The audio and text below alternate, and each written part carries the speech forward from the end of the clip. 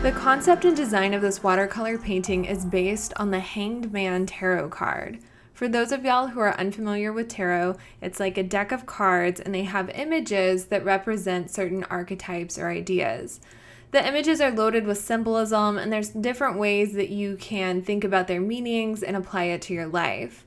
My favorite aspect of tarot is how many different artist interpretations there are. It's really cool to, we all have these ideas that we're familiar with, but you can see it through the eyes of another creative person. And I've got a few decks that you're looking at here.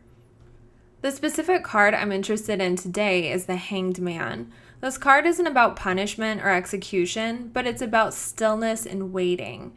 It's a person who is suspended. They aren't taking part of anything at the moment, and they're surrendering to this paused state.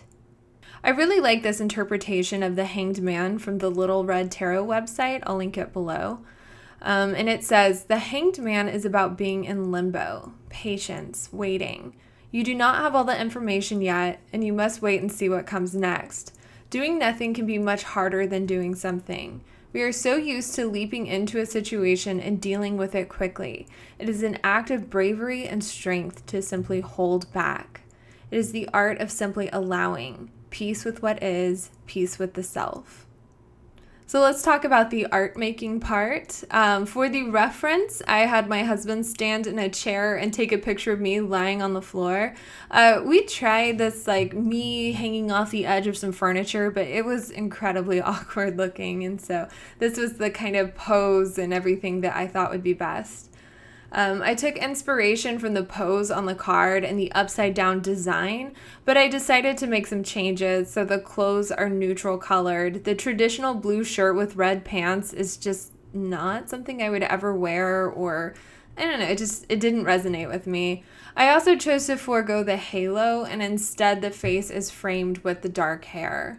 So I didn't feel boxed in with the specific symbols of the card, but viewed it as a starting place. I chose to put the hands on top of the torso instead of behind the back. The hands behind the back reminded me of being a kid, and it's like, oh, drawing hands is so hard, so you always draw your little characters with the hands behind the back or in the pockets. And you know what?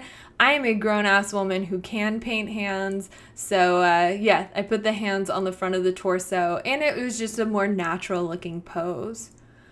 In the photo, I wore a striped shirt as it looks in the painting, but my original intent was to paint it solid. But as I was drawing everything out, I realized that the stripes kind of added an interesting moment, and that repetition of that pattern seemed kind of fitting for this subject.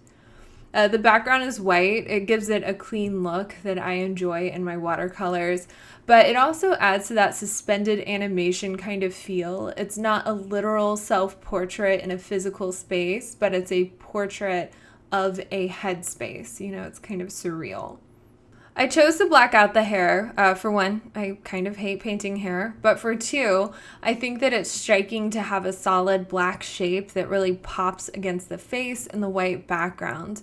I wanted to emphasize the shape of the hair by having all those tiny little hairs kind of snake out all over the place. So the shape is both interesting and pretty, but the blackness of it feels kind of ominous. There's kind of a dark heaviness surrounding the head, and I kind of liked that feel.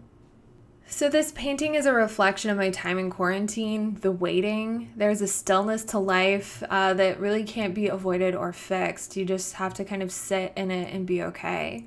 I really came to identify with the Hanged Man when it became clear to me that my efforts to start a family were taking longer than I would have thought. So if you're unfamiliar, you start your cycle, and then sometime in the middle you ovulate, and then comes the infamous 2-week wait. It's 14 freaking days when you might be pregnant or you might not be. So for 2 weeks, the idea that you might have this life-altering experience of bringing a new person into the world is just weighing on you. But it also might not happen. So you have to live with the consequences of both things. And it's just really awful to live with that uncertainty every month. So for me, my cycle ends. It's disappointing. But also having that uncertainty removed is a massive relief to me every time. And then I start over and do the whole thing again. And it feels really cruel to have to do this over and over again.